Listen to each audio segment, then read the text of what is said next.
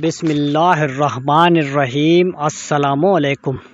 حضرت اکرمہ رضی اللہ عنہ فرماتے ہیں کہ ایک ملک کا بادشاہ بہت ظالم اور کنجوس تھا۔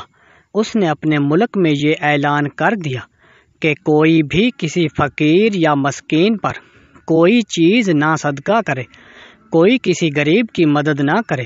اگر کسی نے ایسا کیا تو میں اس کا ہاتھ کاٹ دوں گا۔ یہ خبر سن کر لوگوں میں سنسنی مچ گئی۔ اب ہر کوئی صدقہ دینے سے ڈرنے لگا۔ ایک دن ایک فقیر مجبور ہو کر ایک عورت کے پاس آیا اور کہا، اللہ کی رضا کی خاطر مجھے کچھ کھانے کے لیے دو۔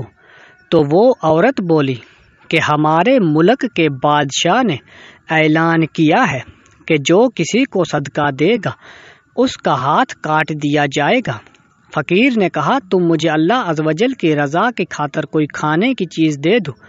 عورت کو اس فقیر پر بہت ترس آیا اور اس نے بادشاہ کی ناراضگی اور سزا کی پرواہ کیے بغیر اللہ کی رضا کے لیے اس فقیر کو 2 روٹیاں دے دی۔ فقیر دعائیں دیتا ہوا وہاں سے چلا گیا۔ جب بادشاہ کو معلوم ہوا تو اس نے عورت کی طرف اپنے سپاہی بھیجے اور عورت کے دونوں ہاتھ کاٹ دیے۔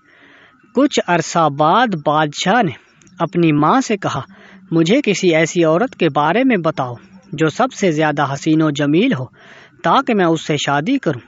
تو اس کی ماں نے کہا کہ ہمارے ملک میں ایک ایسی خوبصورت اور بے مثال حسن و جمال کی پیکر عورت رہتی ہے کہ میں نے آج تک اس جیسی عورت نہیں دیکھی، لیکن اس میں ایک بہت بڑا عیب ہے۔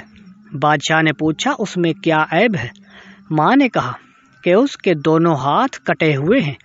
بادشاہ نے سپاہیوں کو حکم دیا کہ فلاں عورت کو میرے پاس حاضر کیا جائے۔ چند سپاہی گئے اور اسی عورت کو بادشاہ کے پاس لے آئے جس کے ہاتھ فقیر کو روٹیاں دینے کی وجہ سے کاٹ دیے گئے تھے۔ جب بادشاہ نے اس عورت کو دیکھا تو اس کے حسن و جمال نے بادشاہ کو حیرت میں ڈال دیا۔ بادشاہ نے اس سے کہا، کیا تم مجھ سے شادی کرنا چاہتی ہو؟ عورت نے کہا، مجھے کوئی اعتراض نہیں، اگر تم مجھ سے شادی کرنا چاہتے ہو تو مجھے منظور ہے۔ چنانچہ دونوں کی شادی ہوئی اور وہ ہنسی خوشی زندگی گزارنے لگے۔ لیکن بادشاہ کی دوسری بیویاں حسد کی آگ میں جلنے لگیں۔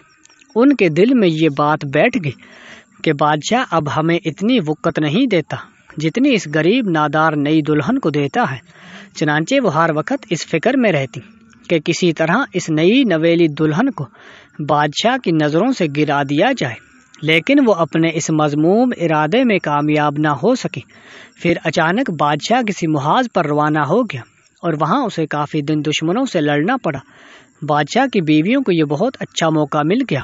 انہوں نے بادشاہ کو خط لکھا کہ تمہارے پیچھے سے تمہاری نئی نویلی دلہن نے تمہاری عزت کو داغدار کر دیا ہے اور وہ بدکار ہو گئی ہے، اور اس بدکاری کے نتیجے میں اس کے ہاں بچہ بھی پیدا ہوا ہے۔ جب بادشاہ کو یہ خط ملا تو وہ آگ بگولا ہو گیا۔ اس نے فوراً اپنے قاصد کو یہ پیغام دے کر اپنی والدہ کے پاس بھیجا کہ اس بدکار عورت کو اس کے بچے سمیت میرے ملک سے نکال دو، اس کے گلے میں کپڑا باندھ کر بچہ اس میں ڈال دو اور انہیں کسی جنگل میں چھوڑ دو۔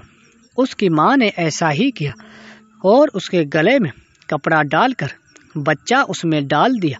پھر اسے ملک سے دور ایک جنگل میں چھوڑ دیا گیا۔ اب وہ بیچاری تنہا جنگل میں رہ گئی، لیکن اسے اپنے رب عز و جل سے کسی قسم کا کوئی شکوہ نہ تھا۔ وہ اس کی رضا پر راضی تھی۔ وہ بیچاری اس طرح جنگل میں گھومتی رہی۔ پیاس کی شدت نے اسے پریشان کر رکھا تھا۔ آخر اسے دور ایک نہر نظر آئی۔ وہ نہر پر گئی اور جیسے ہی پانی پینے کے لیے جھکی تو اس کا بچہ گہرے پانی میں جا گرا اور ڈوبنے لگا۔ جب عورت نے اپنے بچے کو ڈوبتا دیکھا تو وہ رونے لگی۔ اتنے میں اس کے پاس 2 خوبصورت نوجوان آئے اور اس سے پوچھا، تم کیوں رو رہی ہو؟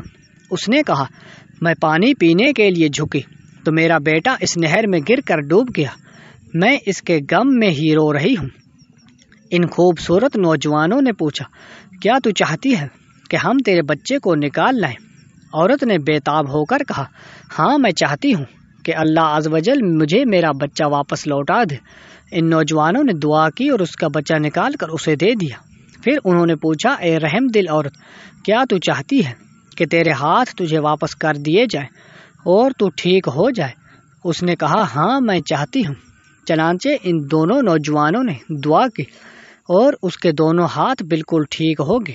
عورت نے اللہ کا شکر ادا کیا اور حیران کن نظروں سے اس نوجوان کو دیکھنے لگی، جن کی برکت سے اسے ڈوبا ہوا بچہ بھی مل گیا اور اس کے ہاتھ بھی اسے لوٹا دیے گئے۔ نوجوان نے پوچھا اے عظیم عورت، کیا تو جانتی ہے کہ ہم کون ہیں؟ عورت نے کہا نہیں۔ عورت کا جواب سن کر انہوں نے کہا ہم تیری وہی 2 روٹیاں ہیں جو تو نے ایک مجبور سائل کو دے دی تھی۔ سبحان اللہ۔